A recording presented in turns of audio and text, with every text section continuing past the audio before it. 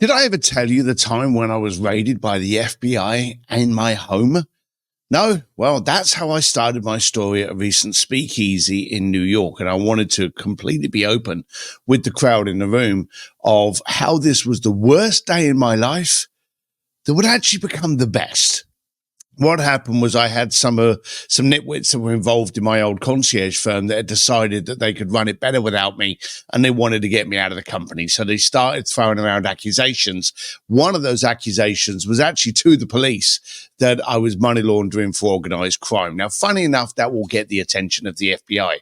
So I remember sitting there. It was in November 26, I think it was, 2006. And it was in November, and I got a knock on the door, and I got served with an immediate hold, seize, and chapters, I think 7 bankruptcy of my concierge firm. And then the following morning, knock on the door, bunch of boys with the 3 letters on their shirts came in and took pictures of absolutely everything in my house with Claire, with the kids around. It was not a good day.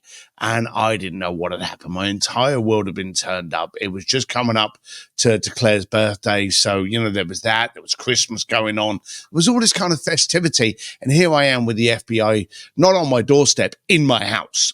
They then took me up to my bank that I had in Palm Beach. They closed the account. They then took me over to my office, and they went through my office as well to find out what I had. Now, this was a very, very upsetting time. And this lasted for about a month. And trust me, that felt like an eternity. All of those friends I had that I was phoning up going, I need to talk to you. I've got this problem. Didn't answer the phone. All of those people that I never had a tight relationship with suddenly started to show me their strength and their trust in me. It was a very, very weird time where you could actually look at those people around you and go, where have you gone? And who are you? But thank you for being by my side. It was a very strange period of time. I called those guys nitwits because they actually started sending emails to my former clients and to other vendors telling them what they were actually doing, literally mapping it out, that what they were doing was to get Steve out of the company so they could buy up all the assets and run Bluefish themselves. Of course, as soon as we started getting those emails from some of those people, we started sending them over to the attorneys and stuff, and it all went by the by-side. So that was absolutely fantastic. The court then did a flip and actually went after them for collusion, and we won. But we didn't really, did we? Because by that time, we'd already been in the news.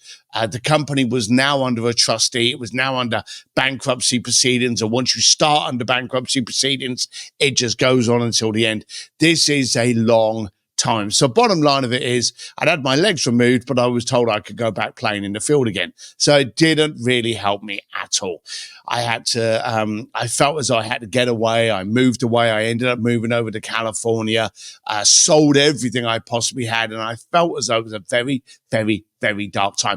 And for many, many years, I had an incredible hatred for the people that had actually done what they had done to me. And I'm on about good job we never met in the street. It was fierce. And as time got on, I found that this new education that I had in human behavior and understanding of how people were, I changed. I literally changed. You can't go through that kind of thing and not change. And it changed the way I looked at people, changed the way I looked at opportunities, changed the way I looked at partnerships, friendships. I would overqualify. So if you're going to be in my circle and you're going to call myself a friend, going to call you a friend of mine, you're going to be heavily qualified, and I'm going to put you through the ringer to make sure you're worthy to be a friend. It was not good. It was absolutely not good. As time went on, I started moving away from the concierge firm because, again, some of those dear friend clients of mine now didn't trust me. Wasn't my fault. I even showed them what had happened, but hey, they were like, Steve. And you got that kind of fair weather kind of attitude. So this went on for some time. And then I got introduced through Jason Gaynard to a brilliant organization called Defy Ventures. I've spoken about it before. They send people into maximum security prisons, and they actually talk with the they call them EITs, entrepreneurs in training, the inmates in there to take that illegal hustle into legal hustle for when they live and give them better chances. And it's a very, very dark environment. And I got hooked on this. I absolutely got hooked on it. And I ended up taking over 120 entrepreneurs over like a 4-year period through this program where they would go inside these maximum security prisons to Tehachapi, Kern, and we would actually sit down in gymnasiums with repeat offenders and people that have been there for a long time to discuss how they can change their mindset, how they can build up businesses, how they can look for opportunities in what they've actually gone through. One of the exercises that they run you through is for you to be able to forgive yourself. Not forget, but just go, look, that was then, it's not me now. And only when you can forgive yourself can you give 100% to somebody else, because all the other time you're holding on to all this baggage.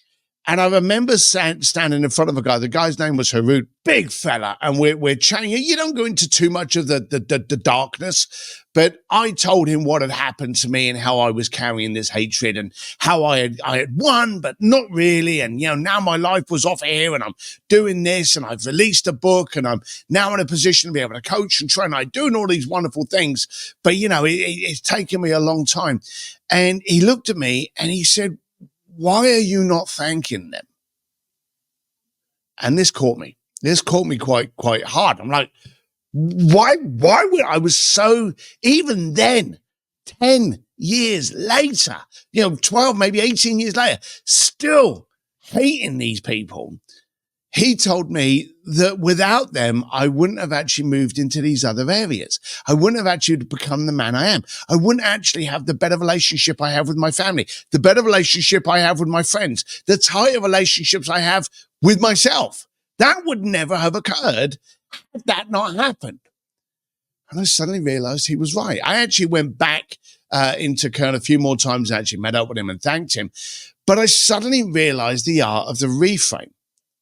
Some of those darkest moments is where the best education is. And it can sometimes, and I don't know how you may want to call it the hand of God, whatever you want to call it, but sometimes there's just that little nudge to change your course.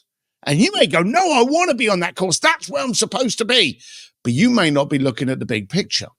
Had it not been for that moment, I'd have never left Palm Beach. I would not be in LA. I would not have written 2 best-selling books. I would not be coaching, speaking, training myself. All the palaver that I'm up to now, that would never have happened. Now, do I want to walk down the road and share a cocktail with those people? No, not really. I'm a little bit of an elephant. I do hold on to things, but I realized that moment was beautiful. I was able to look into the eyes of my wife and my family and go, I don't know what's happening. I've done nothing wrong. And they believe me. So for those people that were fair-weathered, they were on the outskirts. They were sponging off of me. I was involved in every event and every celebrity, and they just wanted a little bit of that piece and that crumb. And, oh, yeah, we're good friends with Steve. Not really. But there were some amazing people that came out of it. The reason I tell you that story is that was one of the darkest moments of my life that turned into one of the best. You may be in shit at the moment. You may be having trouble. You may be having stuff that no one else can understand. And how could they? It's only happening to you. But as I like to look at it now that I've reframed and now that I've learned to be able to handle it, I look for education everywhere, even when it's ugly education. And that ugly education is when shit's hitting the fan and it's not going right. That's where you need to lean in. That's where you need to go, hang on a minute, maybe there is something in here I need to see as the diamond. Some of our favorite things through life, from Coca-Cola, electricity, and loads of different things, have been found by accident to become something that's changed the way we see and act. Don't bury yourself in woe and pity. Hatred, I think hatred, someone said, is like drinking poison and hoping they die. It's just stupid. I have learnt to let a lot go, but I've also learned to look for the ugly education and grasp it and say thank you and reframe. And as Sean Stevenson used to say, understand, was this done for me or was it done to me? Reframe where you are now and look at it as some positive. Cheers for now.